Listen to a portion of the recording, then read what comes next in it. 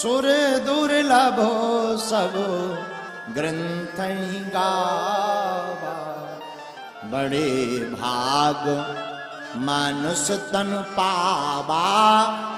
बड़े भाग्य से मनुष्य तन मिला। लेकिन एक बात,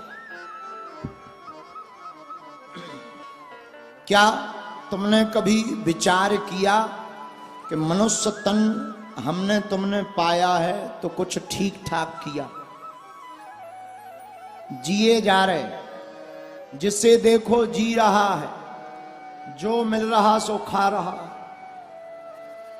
जो मिल रहा सो पी रहा है, जी रहा है। कभी विचार किया कि क्या खाना चाहिए, क्या पीना चाहिए? कभी नहीं। अच्छा, जितने भी प्रवचन होते हैं इंसानों के लिए होते हैं, कभी पशुओं के लिए कोई राम कथा नहीं बनाई। क्यों? क्योंकि पशुओं के तो नियम होते हैं, इंसान ही एक ऐसा है जिसका कोई नियम नहीं है। पशुओं का नियम है। पशुओं के सामने आप कितने भी पशु भूखे हों, जानवर, उनके सामने पिज्जा रख दो, पिज्जा खाएगा क्या? बोलो। जानवर कितना भी भूखा हो, पिज्जा नहीं खाएगा। अच्छा, गाय घास खाती है, घास खाने वालों के सामने मांस रख दो, क्या खाएंगे? बोलो बोलो। घास खाने वाले मांस नहीं खा पाते हैं, मांस खाने वाले घास नहीं खा पाते, लेकिन एक इंसान, इसके सामने कुछ भी रख दो, ये सब खा जाता है।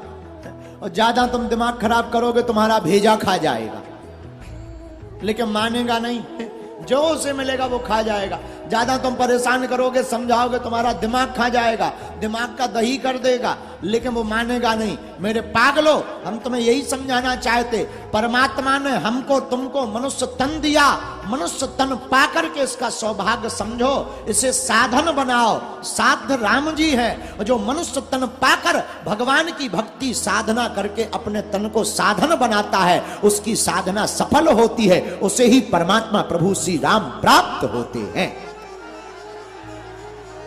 बोलो सीताराम। जोर से बोलो, और जोर से बोलो। इसीलिए मनुष्य तन, एक और इंसानों को एक और खूबसूरती, हंसना। मनुष्य तन जिसे मिला उसके दो सौभाग्य, एक वो भजन कर सकता, दूसरा साधना के साथ साथ वो हंस सकता। कभी तुमने ऐसा सुना कि आज हमारी बकरी दिन भर हंसती रही? ऐसा सुना कभी कि आज हमारी बकरी दिन भर हंसती रही? सुना? नहीं, बिल्कुल नहीं। क्यों? क्योंकि पशुओं के भाग्य में हंसना लिखा ही नहीं, हंसना तो इंसानों के भाग्य में लिखा। मेरे पागलो, जो मनुष्य तन पाकर के मुस्कुराता है, हंसता है, भगवान की भक्ति करता है, उसी का मनुष्य तन लेना सार्थक है, बाकी तो वरना सब बेकार है। बोलो सीताराम। एक बात और, समझ के सुनना बड़ी बात नहीं है, संभल कर सुनना बहुत बड़ी बात। समझ करके तो बहुत लोग सुनते, पर संभल कर बहुत लोग सुनते हैं। जो संभल करके चलता है, संभल करके सुनता है, उसी का मनुष्य तन सार्थक होता। और मेरे पागलो, जन्म ऐसा लो, ऐसे बनो कि तुलसीदास जी का दोहा सार्थक हो जाए। जब तू आया जगत में, तुलसीदास जी कहते, जब तू आया जगत में, जग हंसे तू रोए, और कुछ करनी ऐसी कर चलो, तुम हंसो जग रोए। भैया, तुलसीदास जी कहते हैं कि जब बेटा किसी के घर पर उत्पन्न होता, जन्म लेता है, बेटा अथवा बेटी, घर के लोग बड़े खुशी मनाते हैं, बेटा हुआ है, बेटा हुआ, मिठाई ले आओ, मिठाई ले आओ, बाजे बुलाओ, बाजे बुलाओ, प्रसन्न होते हैं। लेकिन जिसका जन्म हुआ होता है वो रोता है, कहाँ आ गए, कहाँ आ गए, कहाँ आ गए। अब बताओ, जिसका जन्म हुआ वो रो रहा, और जिसका कुछ नहीं, जिसके घर पे जन्म हुआ वो मिठाई बांट करके हंस रहा। तुलसीदास जी कह रहे हैं कि एक काम करो, जब तू आया जगत में जग हंसा तू रोए, पर कुछ काम ऐसा कर चलो कि जब तुम जाओ तो तुम हंसो जग रोए। जब तुम जाओ मां की कोख जन्मभूमि इनको धन्य कर दो। ऐसा काम कौन सा? काम काज नहीं। राम जी अपनी प्रजा को समझा कर कहते हैं,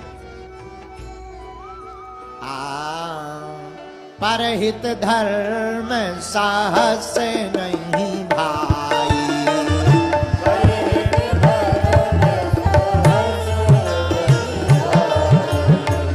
परहित धर्म साहस नहीं भाई,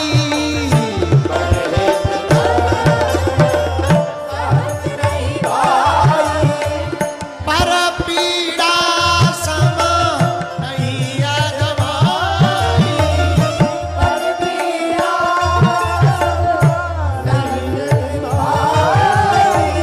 पर पीड़ा सम नहीं अधमाई, पर पीड़ा सम नहीं अधमाई। श्री राम जय राम,